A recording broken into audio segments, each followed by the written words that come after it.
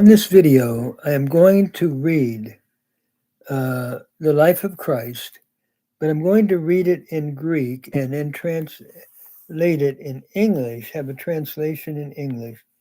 And we're looking at how he announces his coming to that generation in Mark 8:38 to 9:1.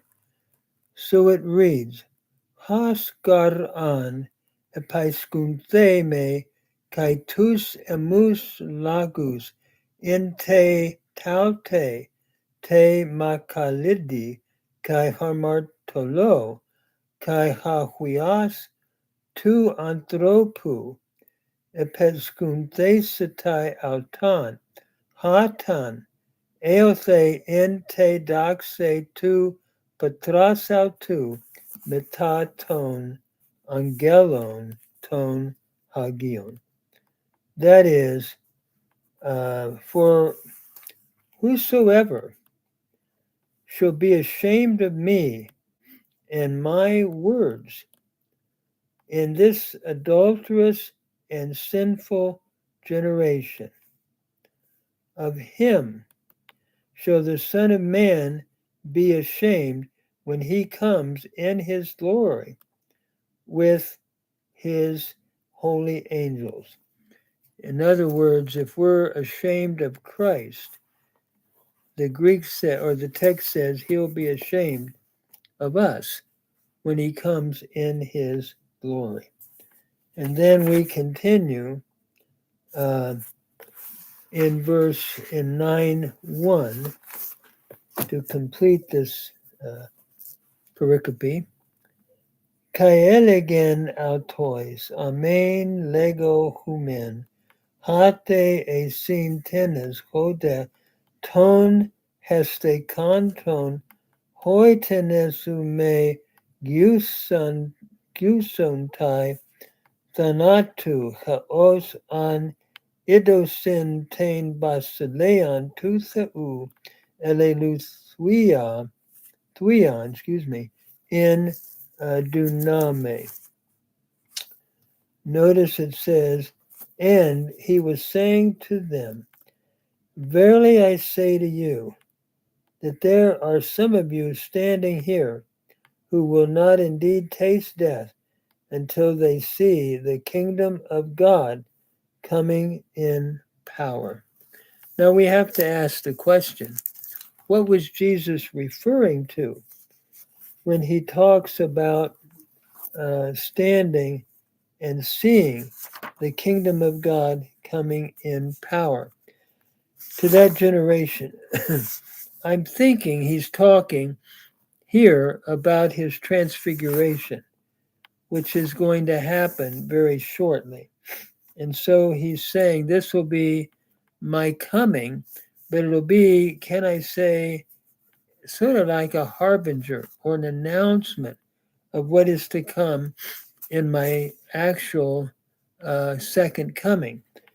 So we see, can I say, a picture of it at this point, I believe, set forth in the text here, announcing by way of picture, sort of a harbinger of what is to come, of his literal return when he comes.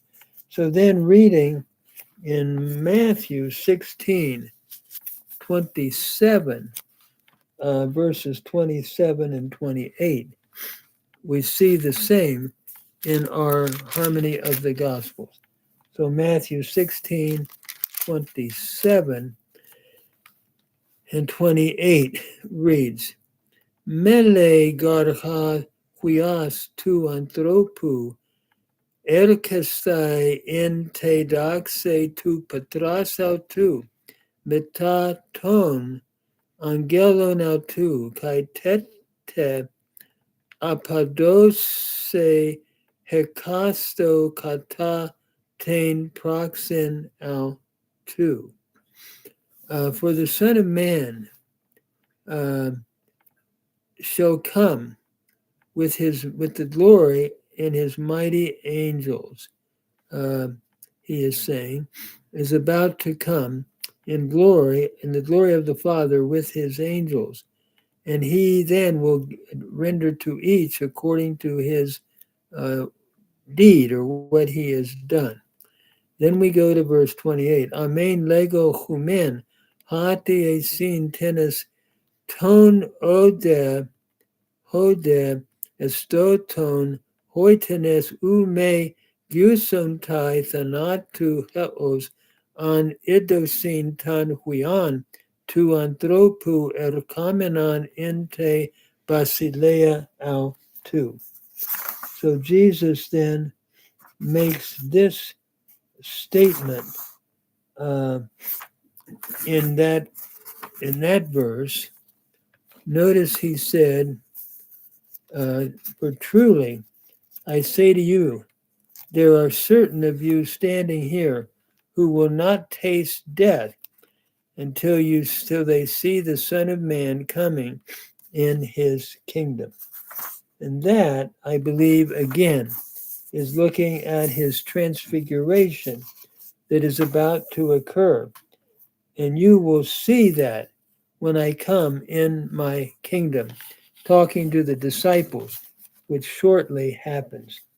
Then in Luke 9, 26 to 27, we have the parallel account. Luke 9, 26 to 27.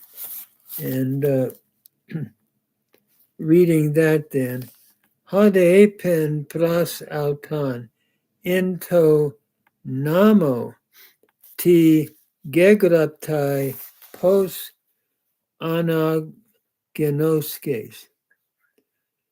And he answered him,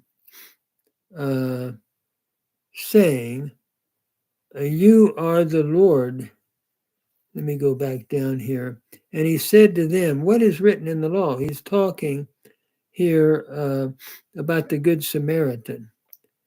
And how do you read it? And notice what he said. He answered him, ha de apokrithes apen, agapeses kurion tanta ansu, exhales tes cardiasu, kai inhale te psuhesu, kai inhale te iskuisu, kai inhale te dianoiasu, kai tan plesian su hos seauton. And notice he said to them, you shall love the Lord. Let me just see here. I'm sorry. I think I went to another text. Let me go back to 9 here. 9, 26 and 27. I had jumped ahead of myself here. So let me just go back. 26 and 27.